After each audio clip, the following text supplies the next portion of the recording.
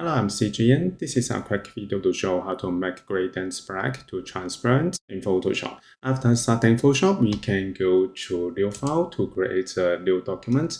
And I go to Web to choose Web Large as a preset. So I keep this preset setting and create a new document.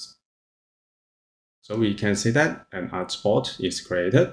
And then we can go to left toolbar. We can click and hold here to get the gradients tool, and then go to top option bar. We can choose the gradient color, click to go to basic. We can find the black to transparent.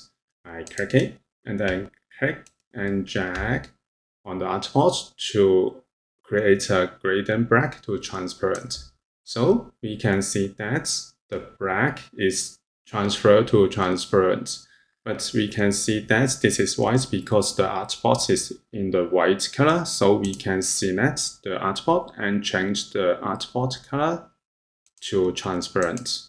So if you want to customize the gradient black, we can double click and open the gradient field here. We can change the style, we can change the angle, we can change the scale, and we can customize the setting. And then press OK to apply it. So this is how we can make gradient black to transparent in Photoshop. Thank you for watching this video. Hope this helped. Please subscribe to this channel. More video will be shared with you.